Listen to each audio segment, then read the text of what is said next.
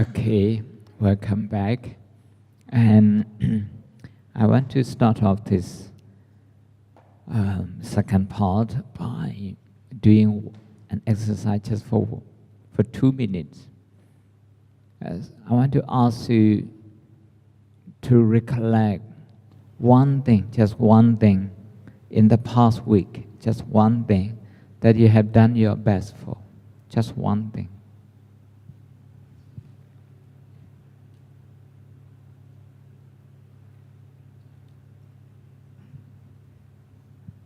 Just think about that on your own. Just trying to relate to one particular thing that you have done in the last week that you feel you have done your best for.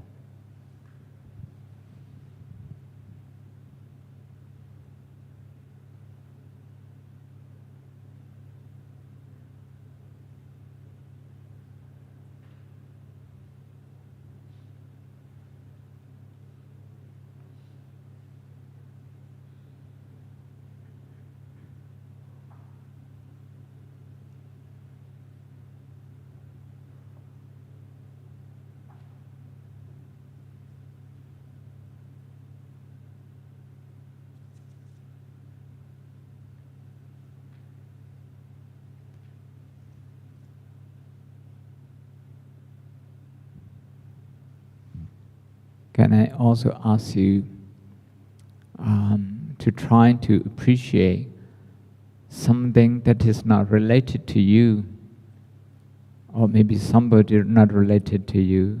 For example, I appreciate I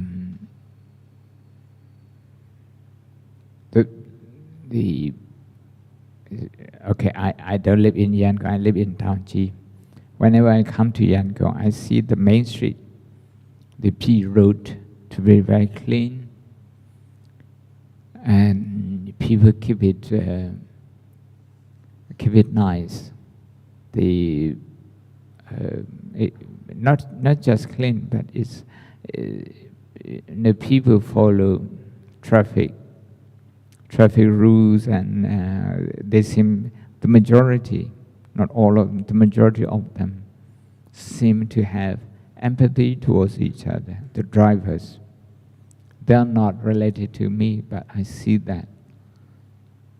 Despite many cars day and night, not many accidents, people can go about their life free of danger. So can I ask you to think of something unrelated to you, to appreciate it?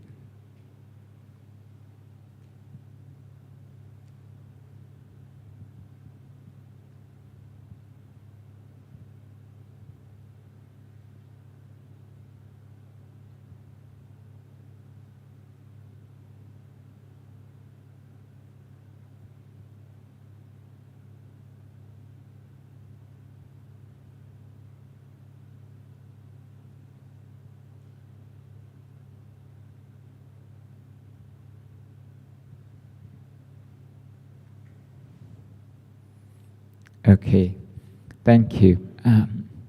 Before we proceed to the next topic, is there any question? Anyone has any question? So far, okay.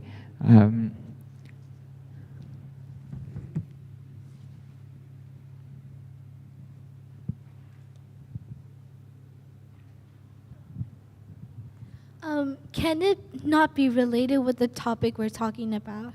Sure. So, for example, if somebody does something to you, and then if you do something back, it's going to be your fault. And if you don't do something back, it's not fair for you. So what do you do in that position?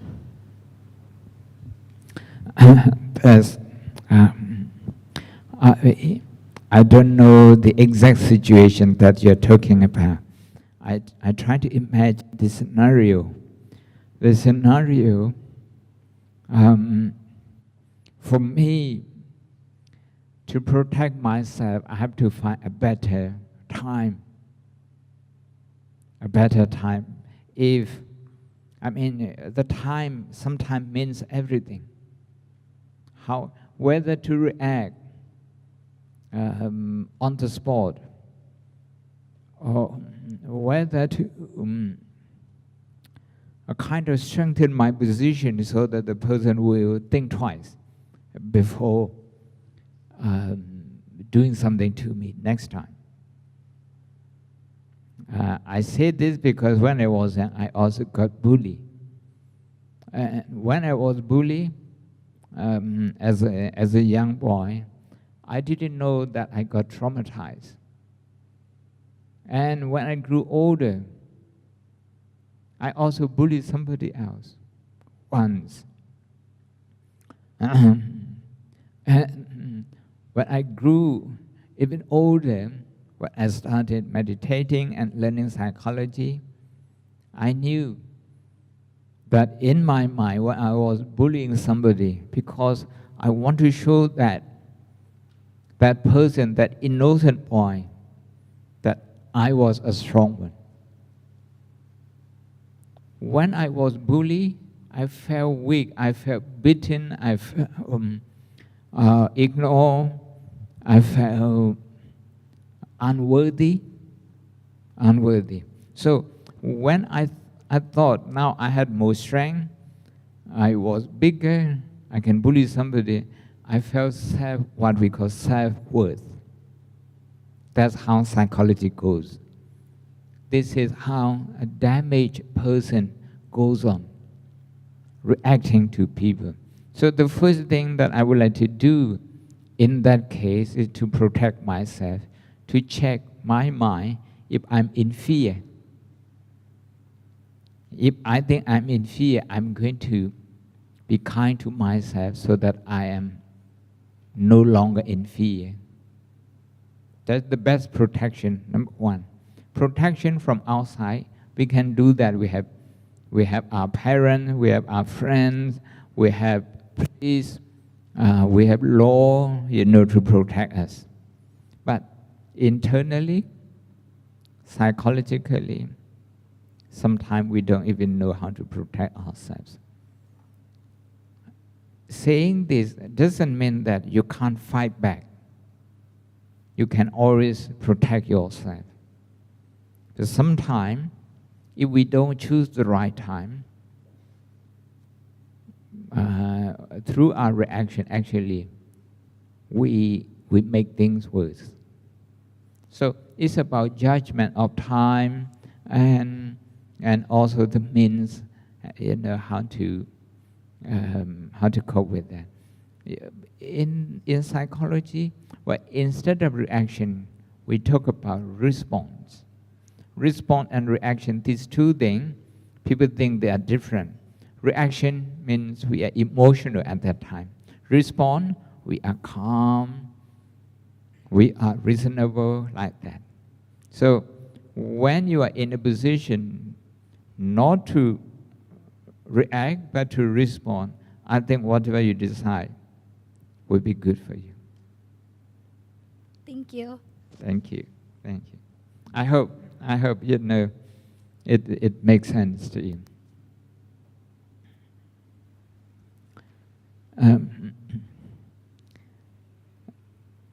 I want to, I'm sure some of you may have heard about growth mindset. We are going to listen to this one. Growth mindset and fixed mindset. Growth mindset people, they focus on the growing process. That is the effort.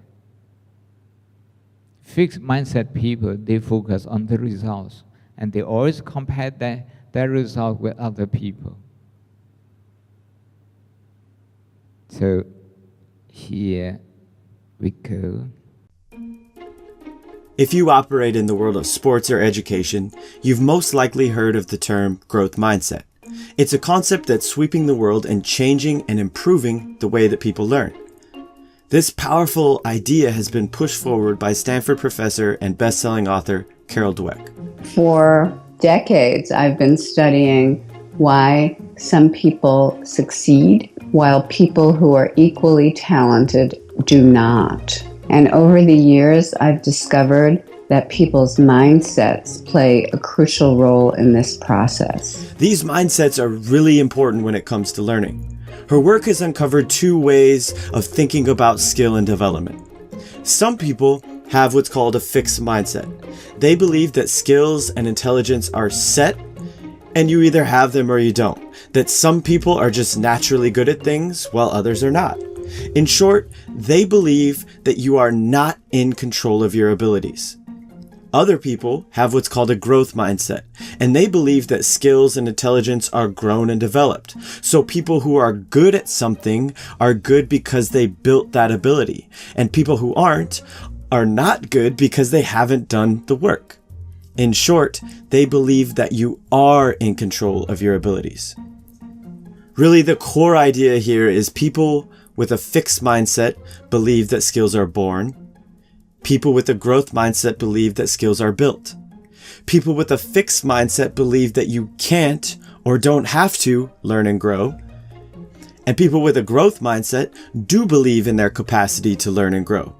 Dweck's work shows that mindsets have a major influence on people's ability to learn, and that people who utilize this growth mindset tend to learn, grow, and achieve more over time than people with a fixed.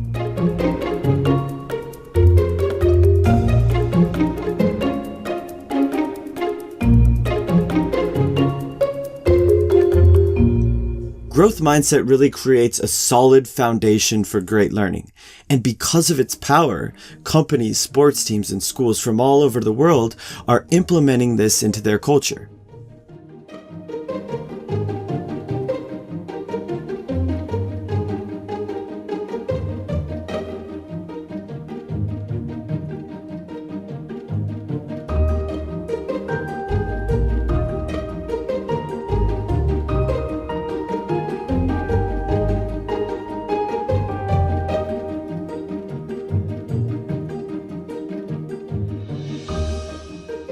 Over the years, we've worked with a ton of amazing groups to help instill this within their culture. We're talking Fortune 500 companies, lots of colleges, lots of high schools, and even a few prisons who are working to build growth mindset into their reentry program. What I'm trying to say is this is bigger than one study or one TED Talk. This is a powerful concept that's helping lots of different people in lots of different places.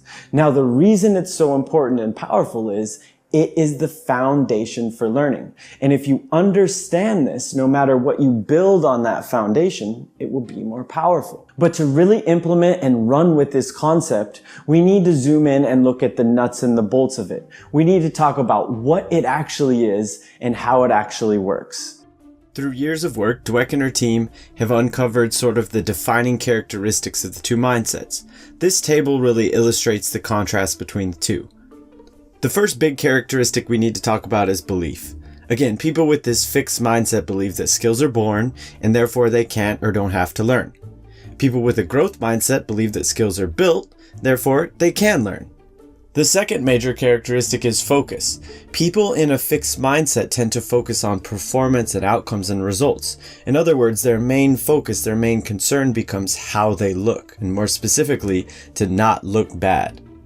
People with a growth mindset tend to focus more on the process of getting better, of learning and growing. These mindsets and these characteristics have a huge influence on our ability to learn, and now we start to see why. Let's look at like the 4 key ingredients to growth: effort, challenges, mistakes, and feedback. The research shows that when somebody is in a fixed mindset, they look at effort as a negative thing, as something that you do when you're not good enough. They also don't see the value or purpose of putting in effort. They've been shown to back down and avoid challenging situations. They get really discouraged and worked up when they make mistakes. And when somebody with a fixed mindset receives feedback from a parent, a teacher, a coach, or a friend, they get defensive, they take it personally, and they don't see the value or purpose of the feedback. So in other words, people with this fixed mindset actually avoid and shy away from these 4 key ingredients to growth. Dweck and her team have shown that when people enter a growth mindset, they look at effort as a useful thing, as an important part of the learning process. They're actually more likely to embrace challenges and persevere and work through them.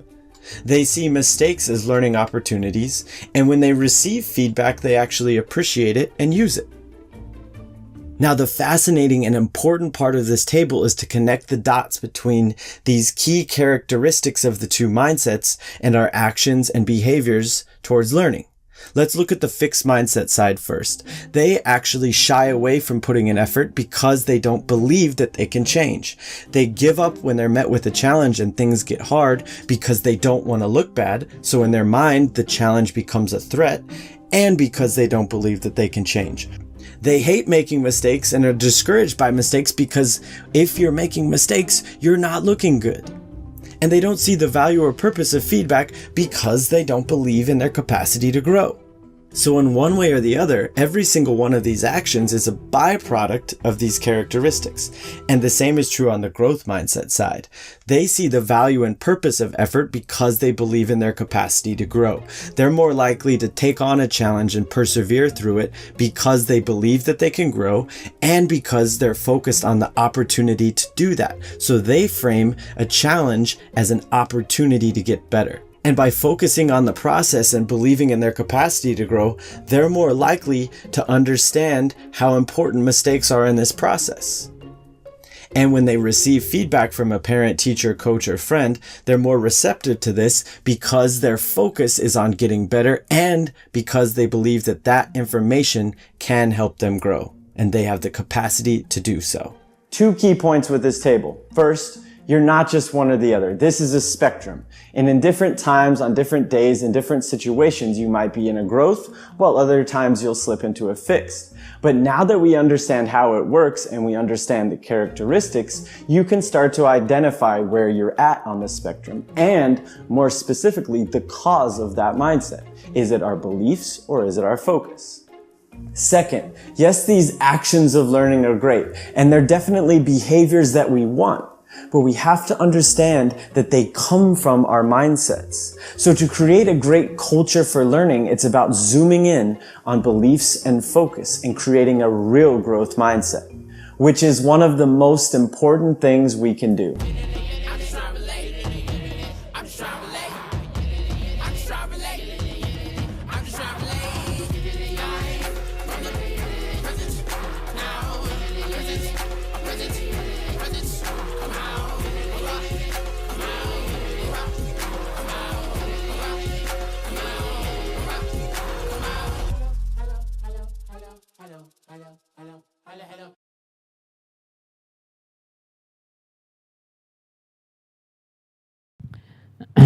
Focus and belief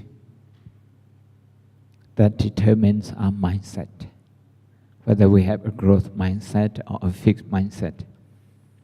And here, as part of the discussion, I want you to focus on, say, in the class or with your coursework, with your project,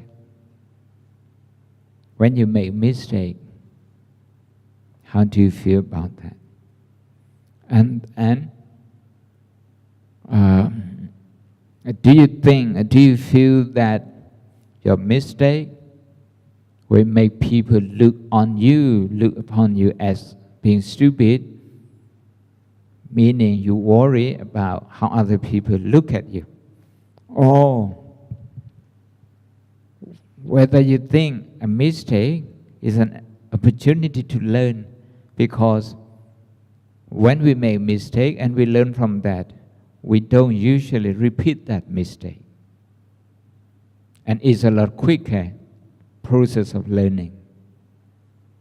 So one thing is to focus on how we react to our own mistake. The second thing is how we react to the feedback that we get, maybe from our teachers, from our peers, from our parents. Okay, I want you to discuss maybe a group of 4, if you like. Group of 4, you can move this way, bring your chair this way, so that you create more room. Okay. Sit in a circle, please. Sit in a circle. 4 people, a group of 4. you can move out this to create more space for them. A group of 4 people, 4 or 3 is okay. Okay. Can you sit in a circle? What about you? Only you, only 2 of you. Can one of you join this so that you have bigger? Yes. If the group is too big, you won't get the opportunity to speak.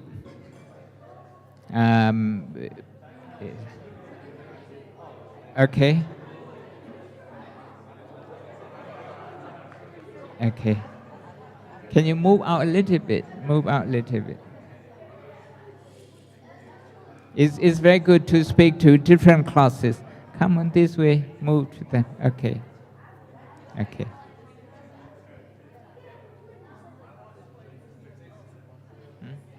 Can you form your group properly? Can you move back a little bit and you move? Not you. You move here and face them. Look at them.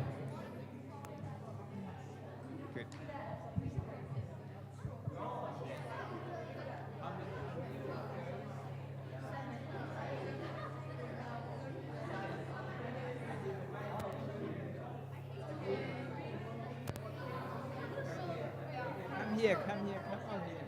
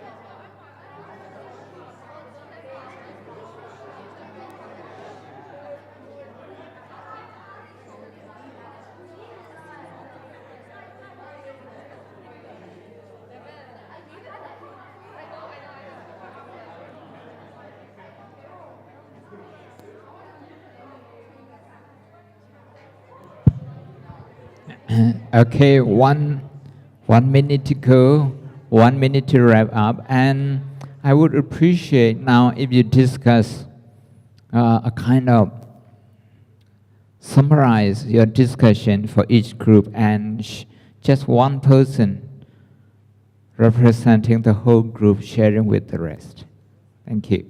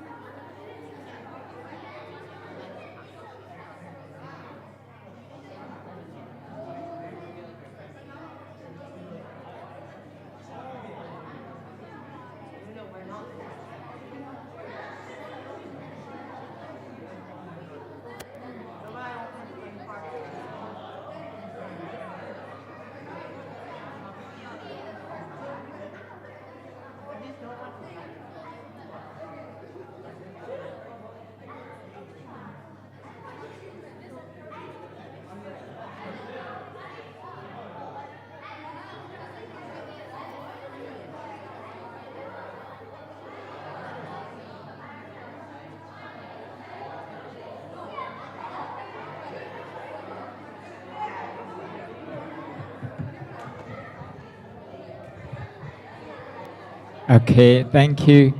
Thank you. Which group is going first?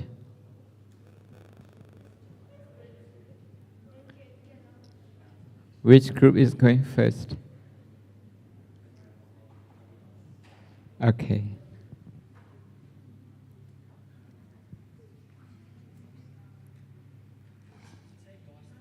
Okay, please. Yeah.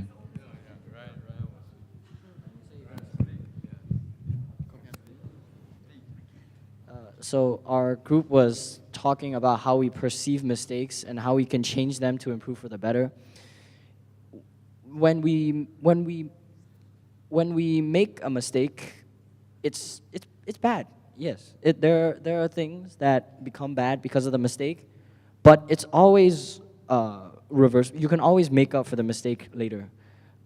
Whenever we make a mistake, we have to we need to work on receiving feedback, and we need to also work on receiving criticism and perceiving it as feedback. So if someone says bad, oh, this is bad, you did bad, then you have, and when they say something, oh, you did this wrong, you can ask them, oh, how do I do it correct? And then they might tell you.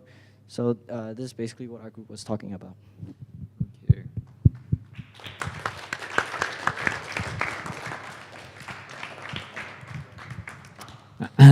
I want to tell you, when I was about 16, I failed my exam, and I didn't want to talk to anyone because I felt so bad about myself.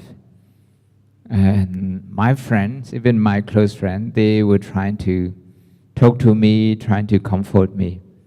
I thought, each time they came forward to speak to me, I felt like they were trying to punch me. It's like that, because I took it so personally. I never saw anything positive in that year. But years later, when I hadn't known growth mindset yet, but I started practicing positive thinking. I look back, even the year I didn't pass my exam, I saw many good things. I discovered I learned many things. I developed myself a lot. But I wasn't good enough in the eyes of the examiners. And that was okay. That was okay. My friends who passed that year, some of them, some of them were in growth mindset. So their learning process didn't go as smooth as they would have liked. So in the end, I graduated a lot earlier than them because I learned how to receive, as you said, how to appreciate criticism, but not all the time. Sometimes I get upset. Sometimes I feel very grateful for the criticism. So, which is the next group? I want every group to speak, to share, because this is a very good thing. In Burmese, we say this good, we share, we are learning together. It's a learning process, okay? Every group, thank you. Okay. You can add later, No, I'm not saying. I just wanted to give her the mic. 'Cause I'm special. I'm part of the group. What? It's okay. Anyway, do I stand up? I don't mind if two people from one group Real, real. Okay. Yeah, So our group was basically discussing about whether we should whether something is a growth mindset and a set mindset. So some of us basically think that mistakes are basically bad, and some of us think that it's for our learning process. But mostly, most of our people in our group believe that it's both. Sometimes if you try so hard and do something and you have mistakes, you might feel bad about yourself. But in a fixed way, you don't like it. But as Tete said, I'm calling you out, okay. As she said, mistakes are basically proving that you're trying. And then as Mau said, if you make mistakes, you feel bad about yourself, you don't like it. And we were basically debating, but then at the end we agreed that one person can have many mindsets, fixed or growth. Anyway, whatever you do, it's your opinion and your mindset. So yeah. Thank you. Okay, applause.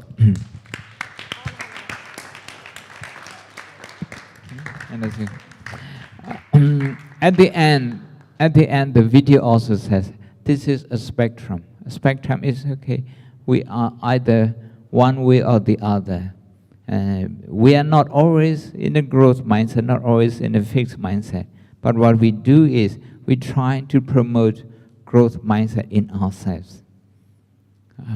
Okay, next. Which group is going next? Maybe your group, who is? Huh? Okay.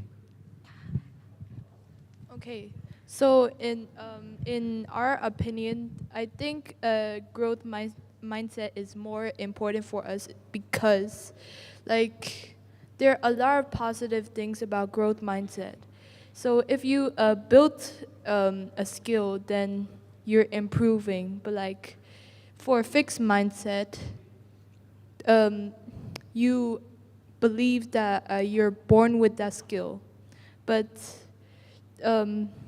what if you have failed exams and you have that kind of mindset, fixed mindset, and then like you believe that you're always the type of person who would fail in exams? I like to. Is it a question? No. Oh, no, you just please go on. Sorry. And then I think that's my speech. I like to kind of continue where you start with the question. When you fail exam, what you're going to do if you're in a fixed mindset. There is a book I haven't detected in your library here. It's called The Undefeated Mind. It's from a senior doctor from Chicago.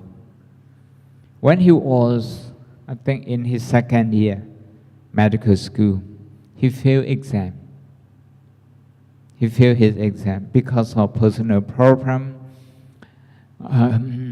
And he was very upset because he really wanted to become a doctor. And he didn't know what to do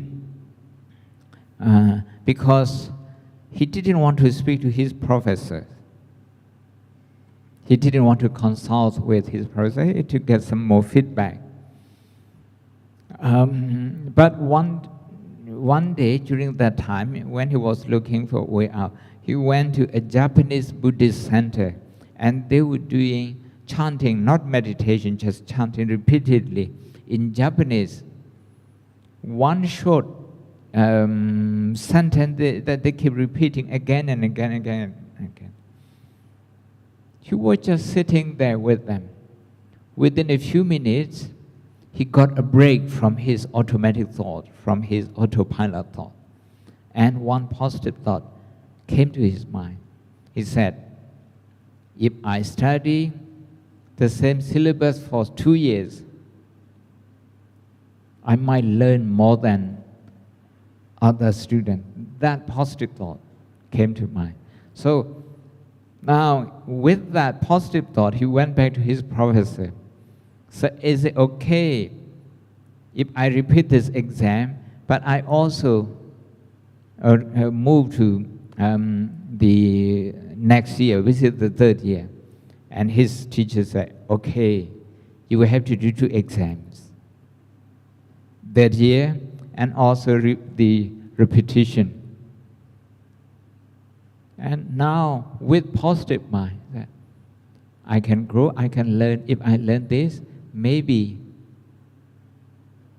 I remember more than others. I understand more than other medical students. One day, he passed all his exams. He became a doctor, and he became a specialist. He became a professor at Chicago Medical School. One day, a girl, from his medical school, also failed exam. She came to him, and she said, I had the same experience. When I had a fixed mind, I thought of quitting. But then I saw something positive in my failure. Usually we don't see anything positive in our failure. Even in our failure, we can still find positive. More so in our success.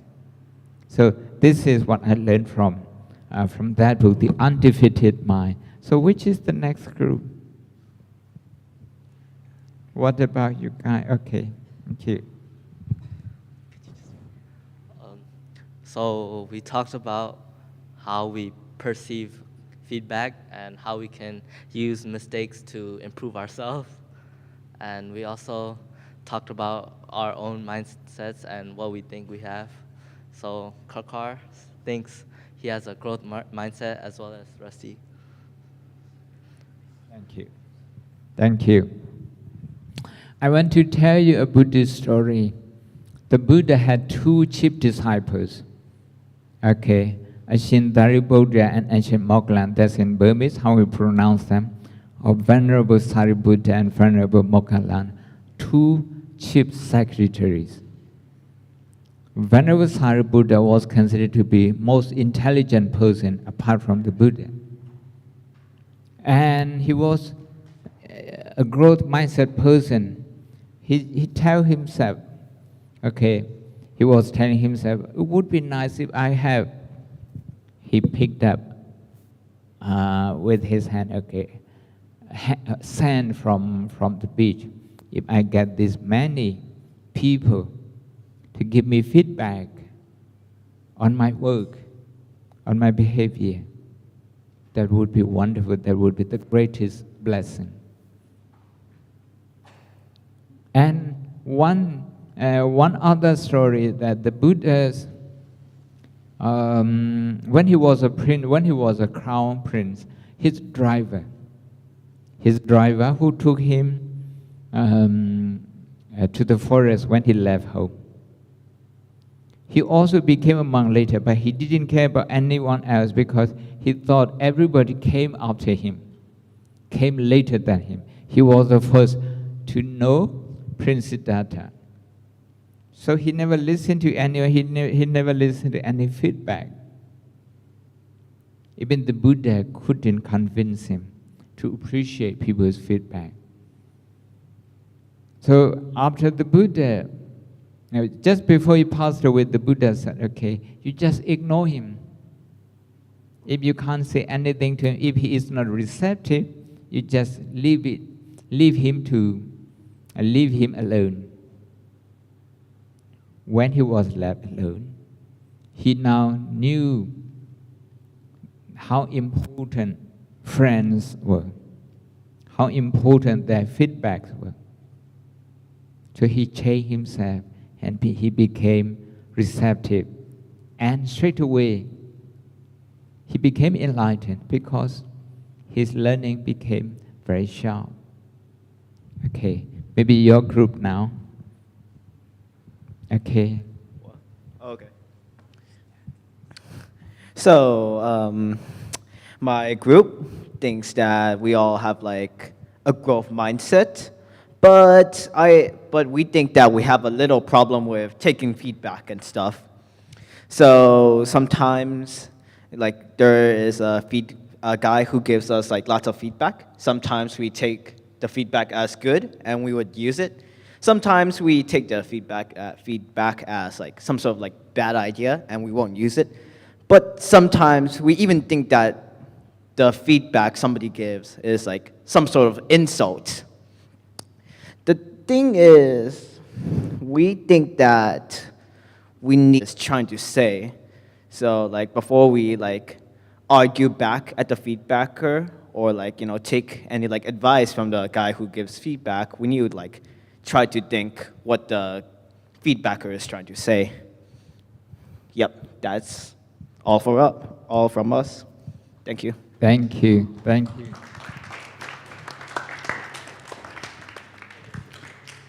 One thing that is not made clear in this video is that people who have fixed mindset, they are more self-centered and they focus on the results. Growth mindset people focus on the process. Even if I make mistake today, I can still correct it and tomorrow I get better. So that's the difference in focus. What about you? Is it your group now? Okay. So my team talked about like learning from our mistakes, because we're human. Human nature is making mistakes, and we just have to learn if it's good or not. If people like give you like comments on ourselves, you must decide whether you should take it as a good comment or a bad comment. It's you who's gonna decide if it's a good comment or a bad comment. And then Cole said that his sister was saying negative things to him, but he knows that she just wants him to improve. And our family and friends may make mistakes to help make us sad or actually hurt our feelings without meaning to. And we just have to learn that they want the best for us.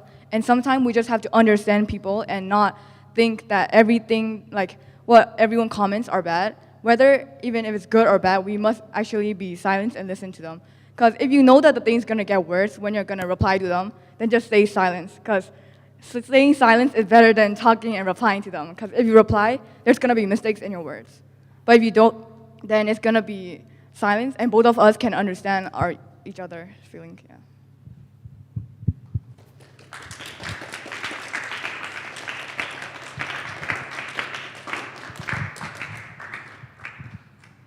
Our team believes that a growth mindset and a fixed mindset are present in different situations. So for my team, for example, we believe that when we have things that we don't want to do or aren't good at doing, we have a fixed mindset. We don't really want to go ahead and continue doing it. But if we have something we can do, we want to continue improving it, so that can be our one specialty.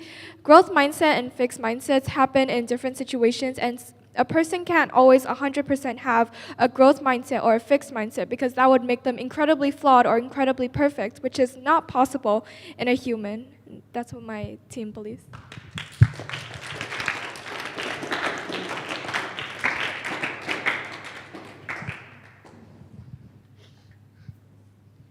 So in our team, we talked about what type of mindset we have. And we summarized that we all have fixed and growth mindset based on our moods, because sometimes when someone says something like bad comments, we get affected and our mindset completely went from growth to fixed. But also a few minutes after that, we try to go back to having a growth mindset, because like if we always have a fixed mindset, we will never improve. So yeah.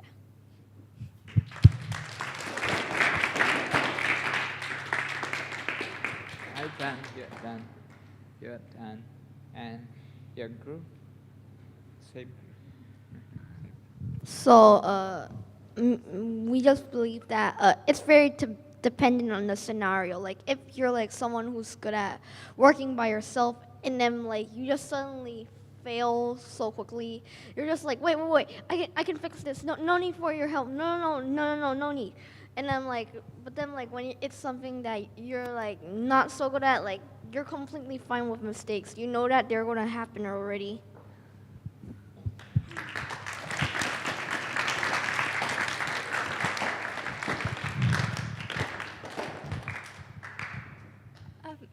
So our group focuses more on how we react to mistakes. Sometimes we blame others, and sometimes we blame ourselves. And if our mistakes impact others, we think that we should take accountability, but not to the point where we're really harsh on ourselves for those mistakes. And we shouldn't be too focused on the past, but focused on how we can improve and how we can do better in the future.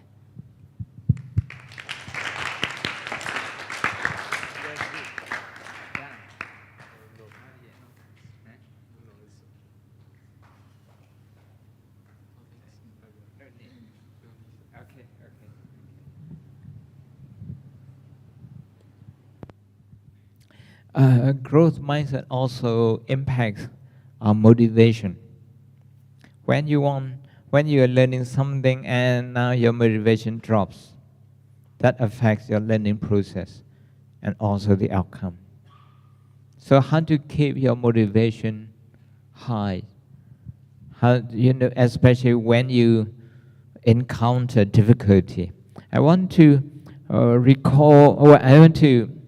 kind of share with you from this research. A group of 5 graders were given an easy test, and they all could answer. And they were separated into two groups. One group was praised for their intelligence. Wow, you must be quite smart. But the other was praised for their effort. You must have worked very hard.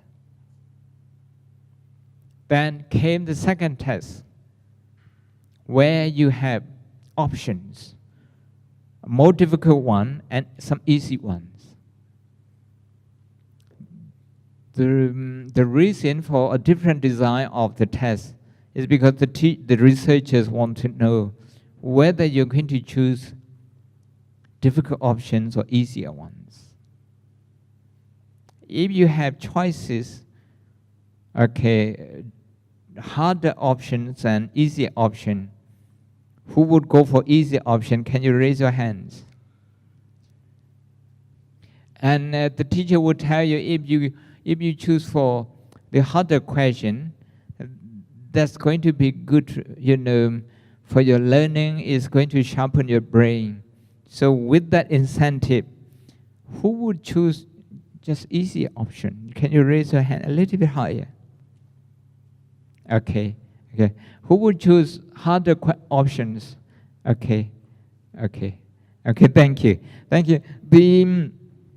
The test is that according to the results, 67% of students choose, 60% of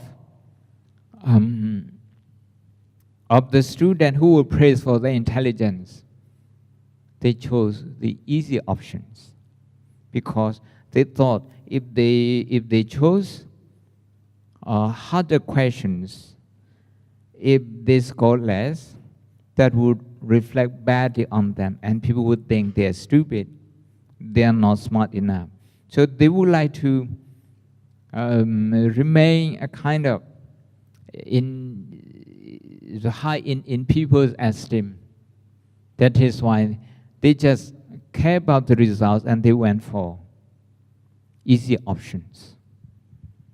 92% of the students who were praised for their effort, 92% chose for the harder questions. So I want you to focus mainly on your effort, especially the difficulty that you have gone through, that you have overcome, and be proud of that, no matter the results. Then in the research, there came the third test. The researchers gave the students impossible tasks, impossible question to answer. If you are year 10, they would give you maybe second year university question like that. They know you wouldn't be able to answer. Not because they want to get the answer, the correct answer from you, but they would like to test you psychologically. If you find an impossible task, how your motivation would remain? Would you lose your motivation straight away? Would you still go on looking for a way out? That's the test. So, the majority of the students who focus on their effort and not so much on the results, their brain is still active. People scan their brain. They don't know the result just like the other group. They don't know, but they don't give up. They remain committed to learning. But the other group, the people who were praised for their intelligence, their brain is not active anymore. In the face of difficulty, they give it up quite easily. In the end, there came the last test. The same question, the same easy question, as easy as the first one. Now the score is 50% different. People who focus on the effort, their score improved by 30%. People who were praised for their intelligence, their performance dropped by 20%. a difference of 50%. This is the difference in growth mindset and fixed mindset. So in the long run, if we remind ourselves often that we can improve and feedbacks are good, even if sometimes feedbacks are wrong, maybe unfair, but still, we have choices to appreciate them. At least we appreciate their intention, if not the feedback itself. You can stay where you are, and we're going to watch another video, the last one. This is about motivation. It comes under the title of happiness.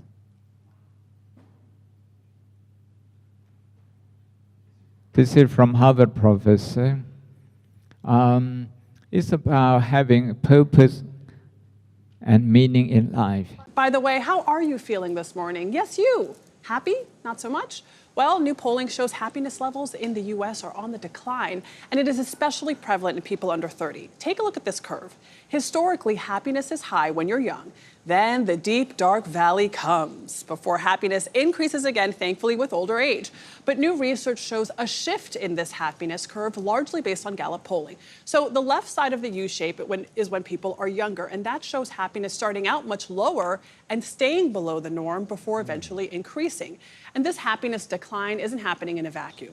Researchers also found that people between the ages of 18 and 29 report struggling with meaning and purpose, their health, developing close relationships, and financial security. So what's behind the rise in unhappiness, and can anything be done about it? Paging Arthur Brooks for help. He is a social scientist, happiness author, and host of the How to Build a Happy Life podcast.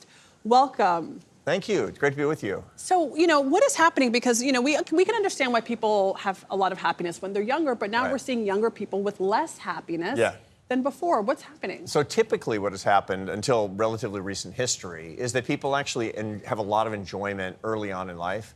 And that kind of wanes a little bit when you start having kids and paying a mortgage and have a lot of pressure at work.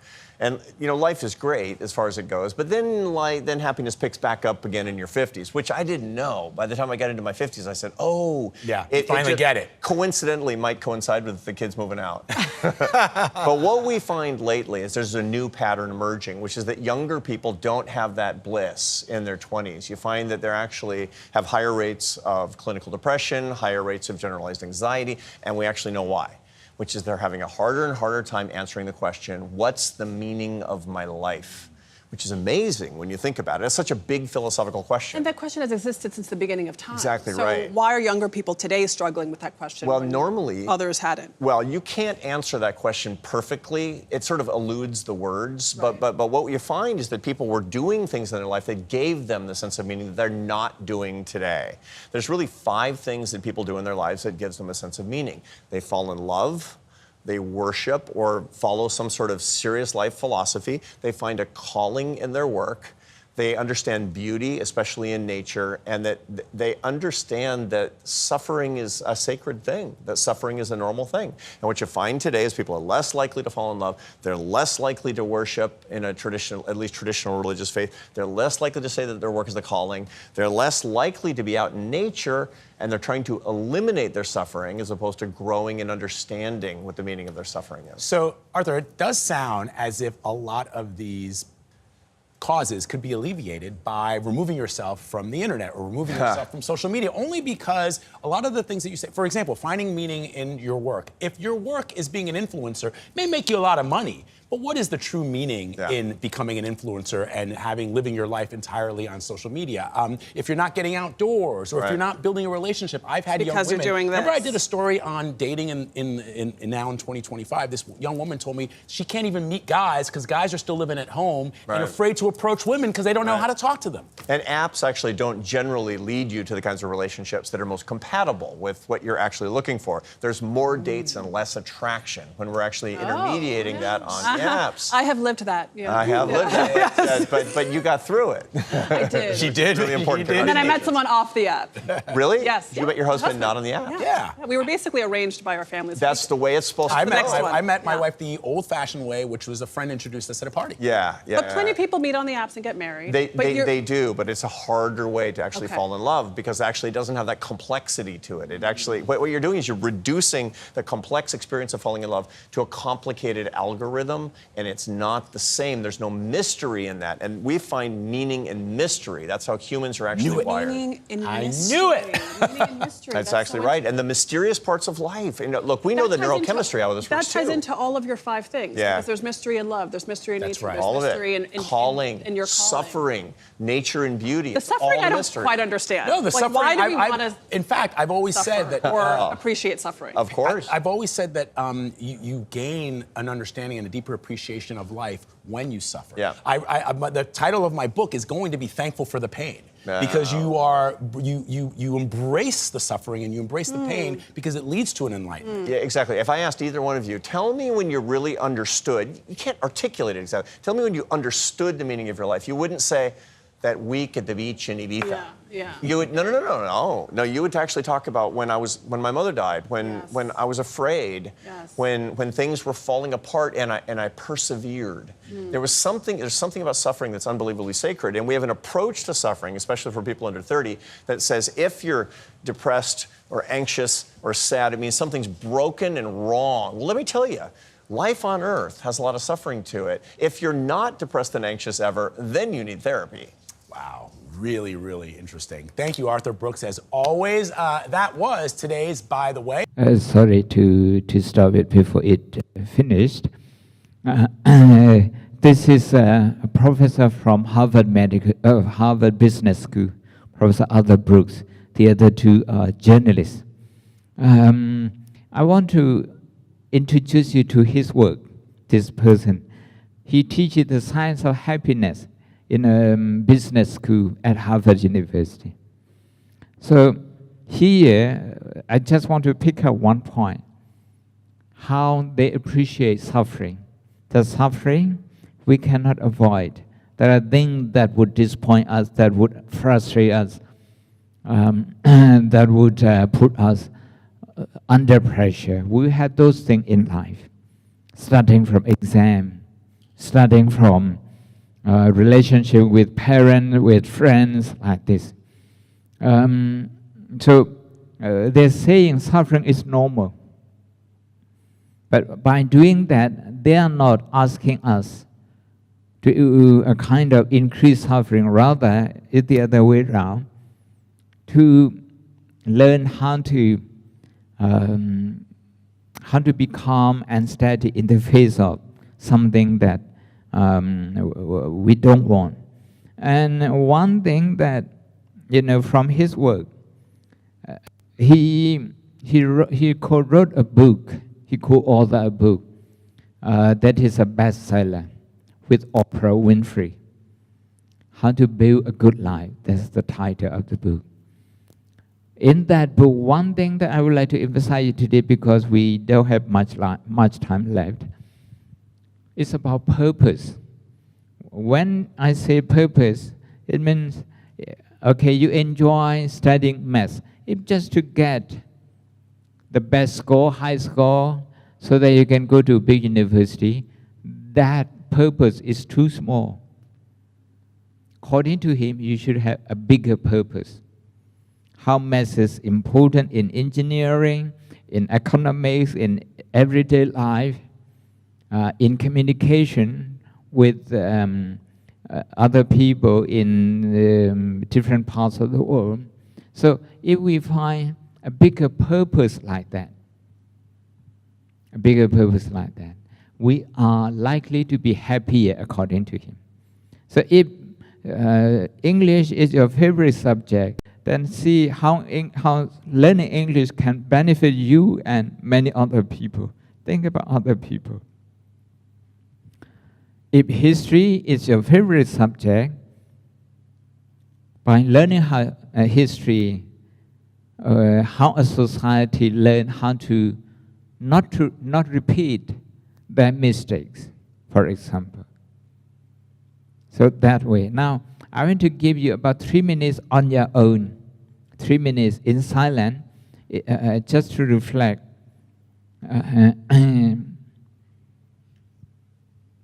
How your favorite subject can benefit not just you, but also the wider society.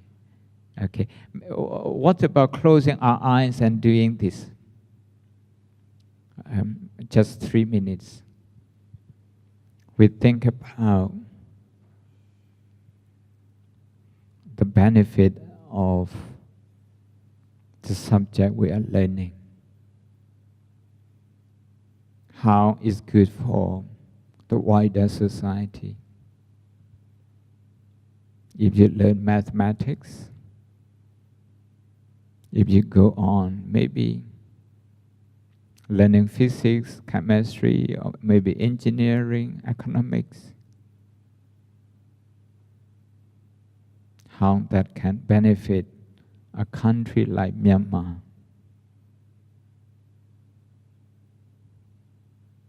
Maybe Asia, maybe the whole world.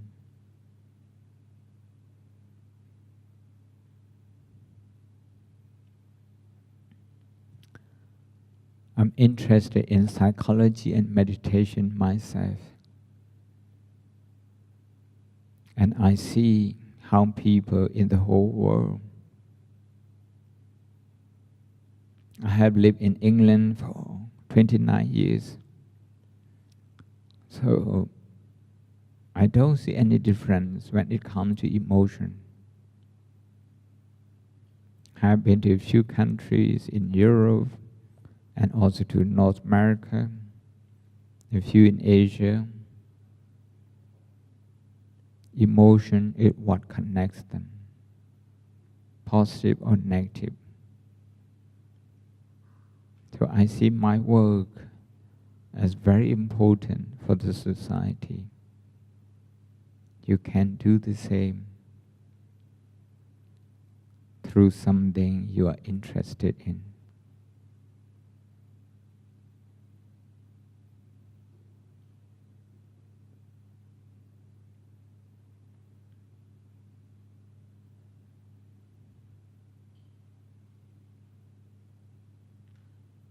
With that, you will have a sense of purpose in your learning.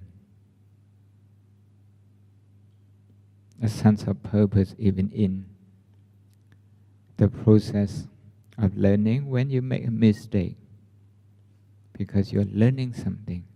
This is not the correct way, so you learn about it. Thomas Edison, who created light bulb, he had to experiment it 10,000 times. In some people, he was making 9,999 mistakes. Actually, that was the question put to him by a journalist. But he said, no, I wasn't making 9,999 mistakes. Nor was I failing 9,999 times. In the whole world now, I know better than anyone else how not to make a light bulb. There were 9,999 ways of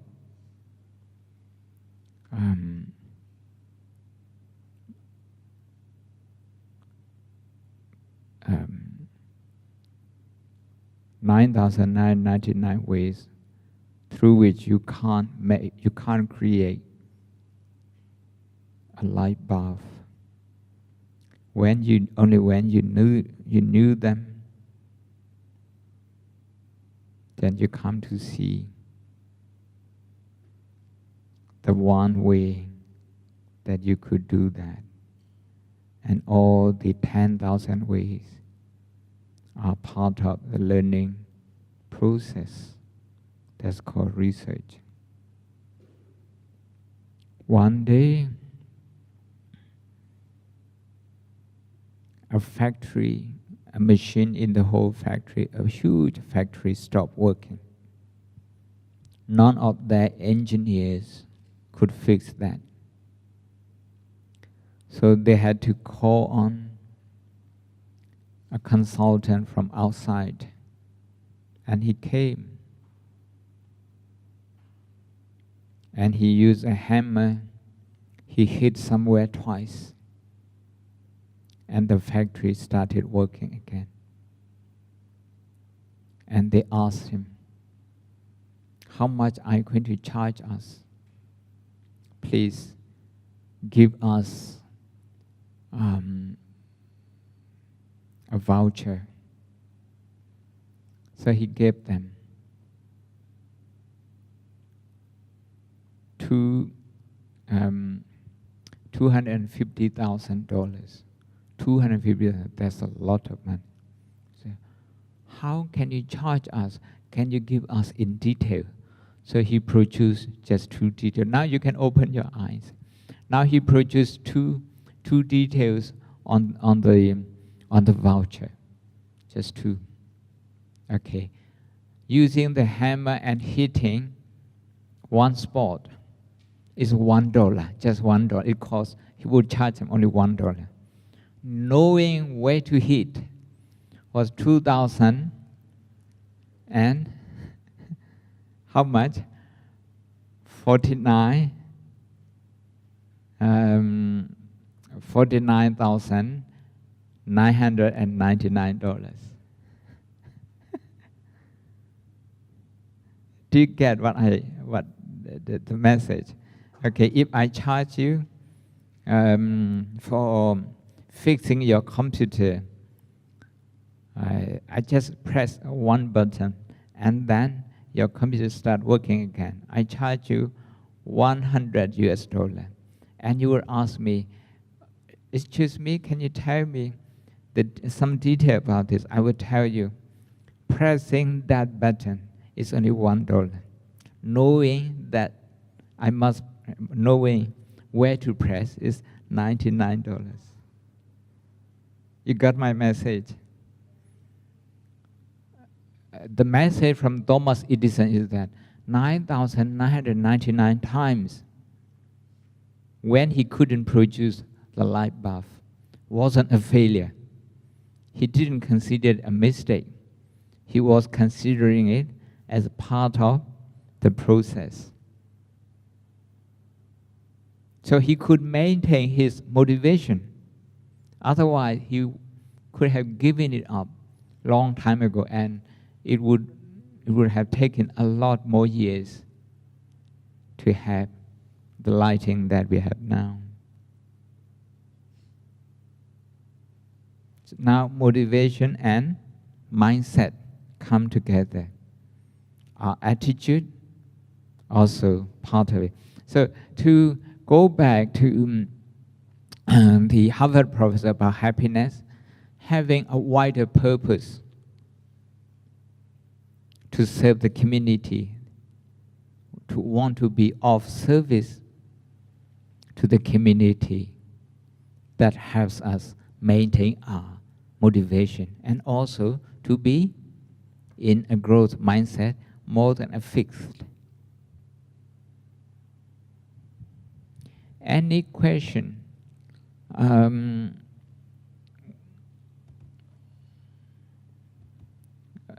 It's almost for any question.